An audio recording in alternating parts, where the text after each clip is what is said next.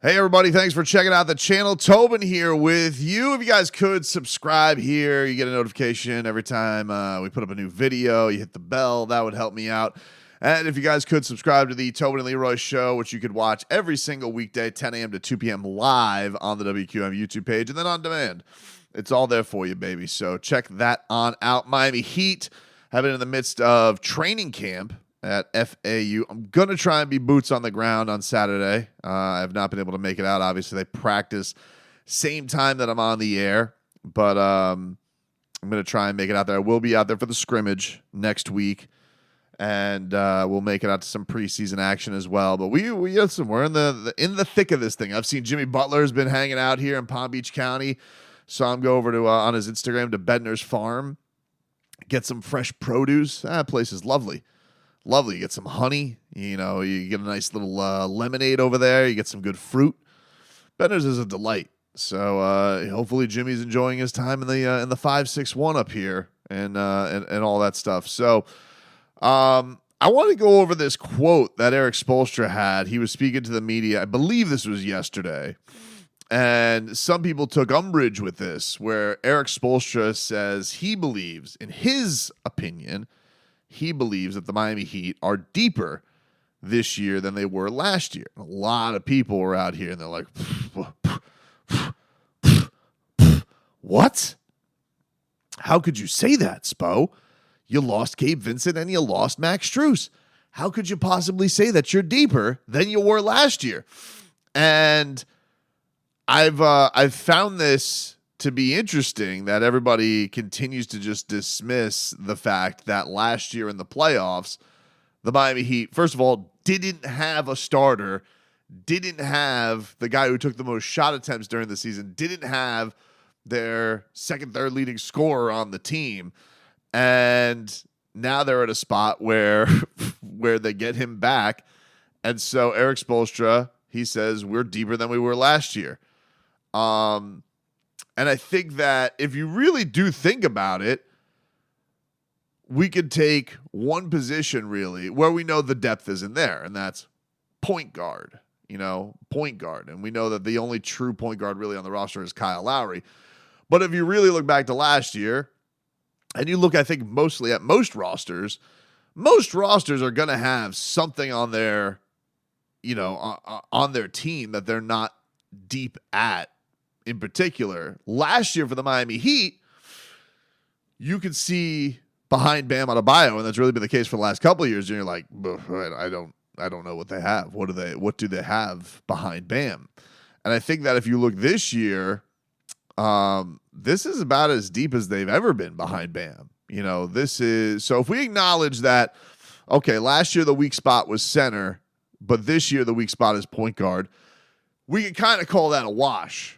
We could really look at that and say, hey, that's a wash. I don't know, what we're going to look at right now. But if you really think about this team and who Erik Spoelstra is going to rely upon, last year, Nikola Jovic, not really relied upon. Haywood Highsmith, not really relied upon, but would go to from time to time to really guard star players on team, especially Jason Tatum. He's had a lot of success against Tatum in his career. And then same thing could probably be said for Orlando Robinson. Orlando Robinson on the roster last year on a two-way, but now is going to be on this roster on a standard and probably going to provide some big-time minutes. Then on top of that, you add the fact that they have Thomas Bryant, who has been an NBA rotational player, has been a pretty successful offensive center in his career.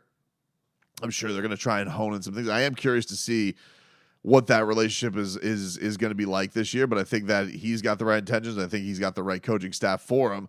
So you're already looking there at like 5 guys basically that weren't factors for the Heat last year, but are probably going to be in a significant place for them this year. Like even Kyle Lowry, no Kyle Lowry. Let's just say we could put Kyle Lowry into the spot of, hey, Kyle Lowry's going to be here, but he's going to accept his backup role. Okay, so we know we have a starting lineup of Tyler, Jay Rich, most likely Kevin Love with Bam and Jimmy, okay? Most likely. That's the way we're going to go. So then if you think you're coming off the bench, like you're already thinking to yourself, Kyle's going to be the first guard off the bench. Caleb is going to be your number one guy to replace Jimmy in those minutes. Nico is going to give you some stuff behind Kevin Love, you would hope. You got Duncan Robinson, who doesn't have Max Strus in front of him. You assume he's going to get minutes.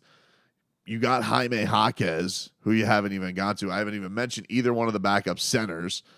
And then you have Haywood Highsmith on top of that. So you're going pretty damn deep on this team. Or I think if you were to go last year, like how many guys did Erik Spoelstra trust?